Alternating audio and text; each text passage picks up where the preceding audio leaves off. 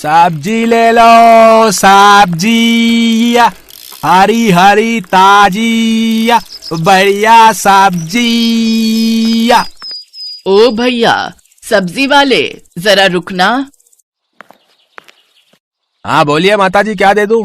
आलू प्याज टमाटर भिंडी गोभी टिंडा करेला शिमला मिर्च तोरई सब बढ़िया बढ़िया लाया हूँ सब्जी। एक करेला दे दे। बस एक करेला? एक मतलब 1 किलो ना, अभी तोल देता हूँ। अरे अरे इतने सारे थोड़ी, एक करेला।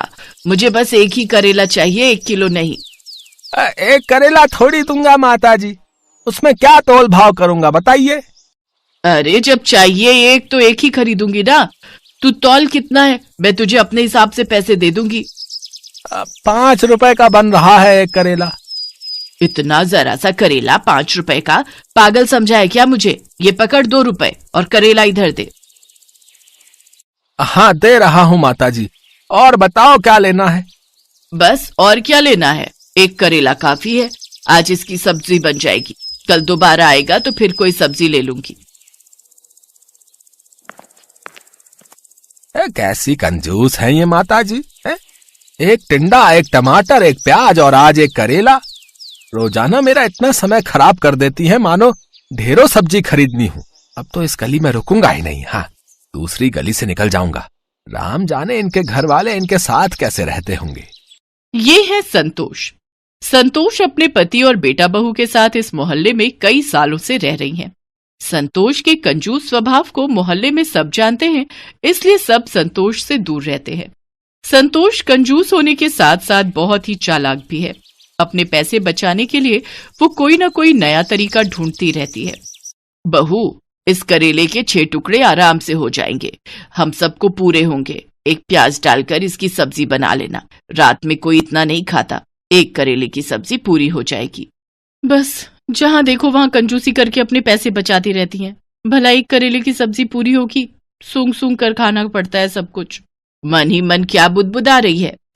अब कुछ नहीं माँ जी, वो चीनी का डिब्बा खाली हो गया है, चीनी लौटनी थी। क्या चीनी खत्म भी कर दी? कितनी चीनी लगा देती हो बहू। जाओ भंडार घर से डिब्बा उठा कर लाओ, मैं खुद दूंगी, अपने आप मत लेना। शालू चीनी का डिब्बा ले आती है। ये हुए 5 चम्मच, 8 9 और ये हुए 10। ये लो बहू, पूरे 10 चम्मच चीनी है। ये चीनी 2 महीने चलनी चाहिए। चाय में गिनकर सिर्फ 5 दाने चीनी के डाला करो, ज्यादा मीठी चाय सेहत के लिए अच्छी नहीं होती। माँ जी 10 चम्मच, वो भी छोटे वाले, ये 2 महीने चल जाएंगे, ये तो कुछ भी नहीं है।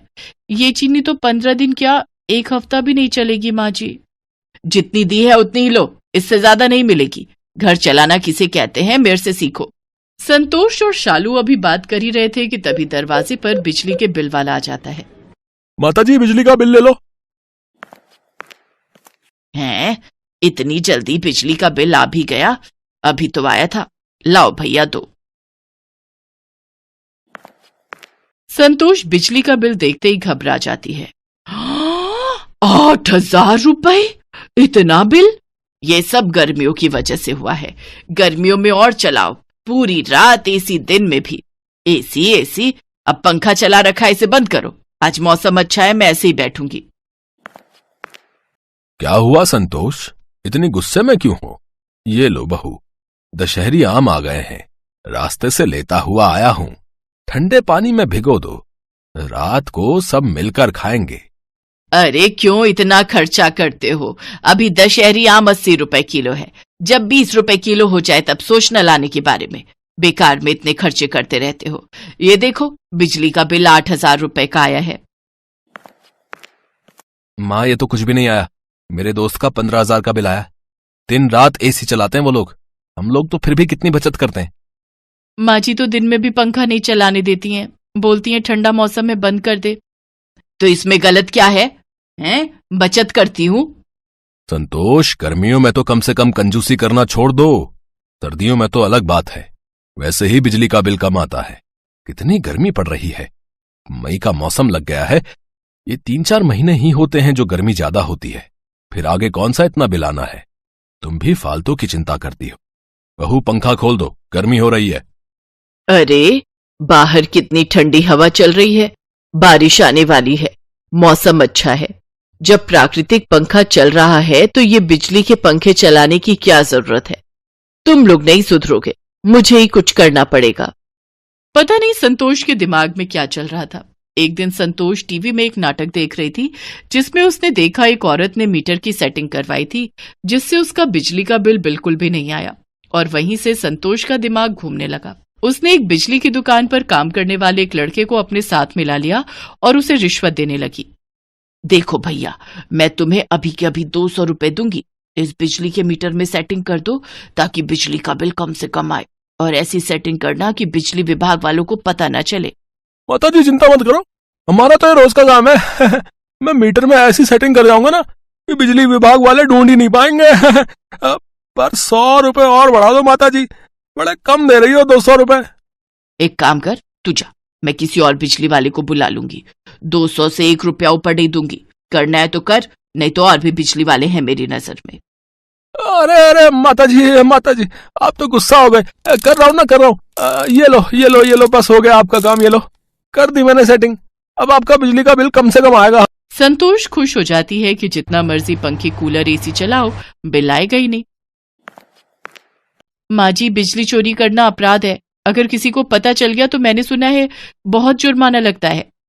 तू अपने काम से काम रख, और खबरदार अगर तूने अपने ससुर जी और विनोद को ये बात बताई, वो कल ही सेटिंग हटवा देंगे। संतोष उस दिन के बाद घर में पंखे कूलर एसी लाइट सब कुछ चला कर रखती थी। ये देखकर सब हैरान थे। शालू तो सच्चाई जानती थी पर संतोष ने उसे साफ मना किया हुआ था। एक दिन पड़ोसन शांति संतोष की सारी बातें सुन लेती है।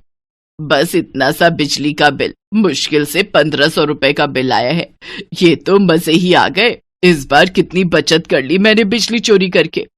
देखा बहू, मैंने कितना दिमाग लगाया मीटर में सेटिंग करवा कर, बिजली का बिल कितना कम कर दिया। धीरे बोलती हूँ, दीवारों के भी कान होते हैं। अच्छा, तो ये संतोष बिजली की चोरी कर रही है, उड़ा लो मजे। कल ही जाती हूँ बिजली विभाग में संतोष के खिलाफ बिजली चोरी की रिपोर्ट करने। शांति संतोष से जलती थी। दोनों की शादी एक साथ हुई, एक साथ बच्चे बड़े हुए, पर संतोष की बहू दहेज अच्छा लाई थी और शांति की बहू दहेज नहीं लाई थी। एक दिन संतोष ने यही ताना शांति को मार दिया था, जिस कारण शांति संतोष से गुस्से में रहती थी। बदला लेने की भावना जब मन में आ जाती है तो इंसान कुछ नहीं सोचता। शांति ने बिजली विभाग वालों को संतोष के बारे में खबर कर दी। बिजली विभाग वालों ने संतोष के घर छापा मार दिया और मीटर की चेकिंग हुई, जिसमें साफ साफ घोटाला नजर आ गया। संतोष को 60,000 रुपए का जुर्माना भरना पड़ा।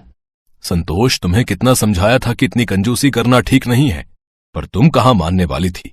अब बचत करने के चक्कर में 60,000 रुपए का नुकसान हो गया। मुझसे बहुत बड़ी गलती हो गई। ये शांति ने सारा काम खराब किया है, उसने मुझसे बदला लिया है। माँ, ये बात अलग है कि शांति आंटी ने गलती की है, पर गलत तो आप भी हो ना। आपने तो बेईमानी की है। इतना बुरा लग रहा है, सबको पता चल गया। अरे अब बस भी करो आप और पापा जी। माँ ने तो हमारे लिए सोचा। ये अलग बात है, माँ जी भले ही कंजूस है पर बहुत सीधी हैं। उन्हें सही गलत का मतलब ही नहीं समझ आता। वो बेचारी तो गलती कर बैठी इसलिए ऐसा हुआ, पर आप दोनों तो जानबूझकर उन्हें डांट रहे हो। गलती इंसान से ही होती है। माँ को अपनी गलती का एहसास हो गया कि बहुत बड़ी बात है। माँ जी आप चिंता मत करो। अरे ये पंखा क्यों बंद है, रुको मैं अभी चलाती हूँ।